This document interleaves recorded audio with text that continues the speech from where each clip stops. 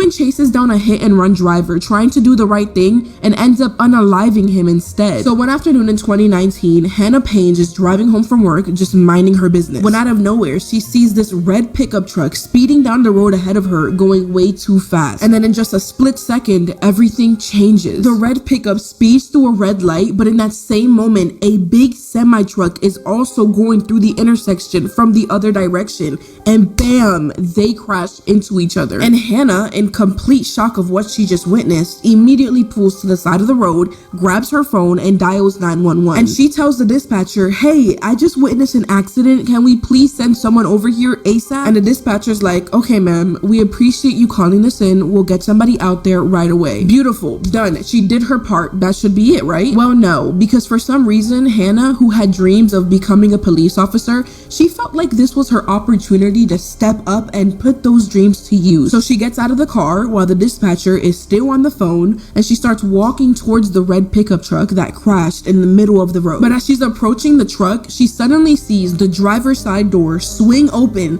and a man climbing out who is clearly not walking normally. It's 62-year-old Kenneth Herring, and he's stumbling and swaying on his feet, looking around with this dazed, confused expression on his face, like he has absolutely no idea where he is, what just happened, or how he got there. And Hannah's looking at this man's strange behavior, and to her, it really looks like Kenneth was driving while intoxicated, and that must be why he was driving so recklessly and caused this crash in the first place. So Hannah's thinking to herself that she has to go stop this man and make sure that he is still here when police arrive, because she can't have this drunk driver just running away from the scene of an accident that he caused. But as she's walking towards him with that intention, Kenneth maybe sees her approaching and realizes what's happening, and he quickly stumbles back inside his truck, slams the door shut, and he drives off like he's trying to escape. And she's like, "Oh my god, he's trying to leave the crime scene. We need to get his license plate before he disappears completely." So Hannah runs back to her car as fast as she can, and she's yelling at the 911 dispatcher, who is still on the phone, by the way, "I'm gonna chase after him. I'm gonna get his license plate so you can track him down." And the dispatcher's like, "Okay, ma'am, but only get his plate number. Do not interfere or try to stop him yourself. Do you understand me?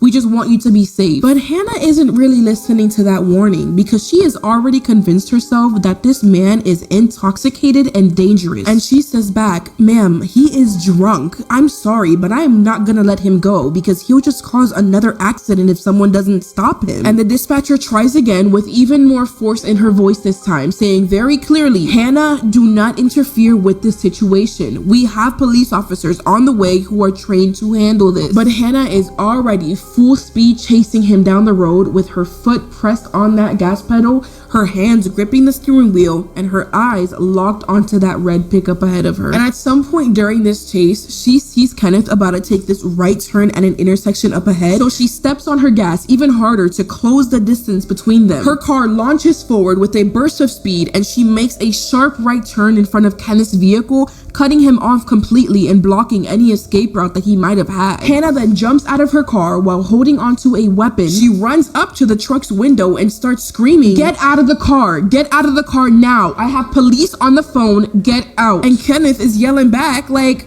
"Who are you? You do not tell me what to do." And the dispatcher on the end of the line is hearing all of this chaos, and she's like, "Ma'am, no, stop, get back in your car. What are you doing?" But Hannah just keeps on screaming at Kenneth to get out, and this man is just sitting there trying to get her to leave him alone. But then out of nowhere, she grabs onto her weapon and she points it directly at him, and she's screaming over and over, "I will you if you don't get out of the car right now." And Kenneth, seeing the weapon pointed at him, panics and he immediately tries to grab it away from her. He's pulling it away, and Hannah's tugging back at it and twisting it, and bam! All of a sudden, the gun goes off. And in the midst of all the struggle, Kenneth accidentally pulled the trigger on himself. And Hannah's standing there completely shocked, and she just grabs the phone and she tells the dispatcher, "Ma'am, he just pulled the trigger on my gun and himself." And the dispatcher, who's very upset, is like, "Hannah, you were not supposed to follow him." Kenneth Herring, at just 62, died from that gunshot wound on the side of the road while waiting for paramedics to arrive. And it would turn out that Hannah was completely wrong about the entire situation. He wasn't drunk like she had assumed. He was actually having a diabetic episode, which explained his confusion and erratic behavior. So that means she did all of this to an innocent man who was having a medical emergency and desperately needed help.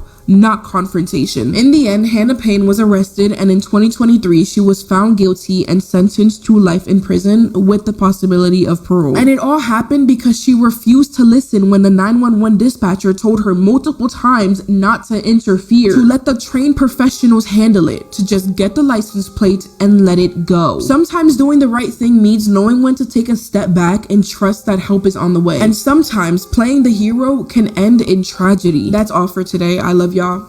Group hug.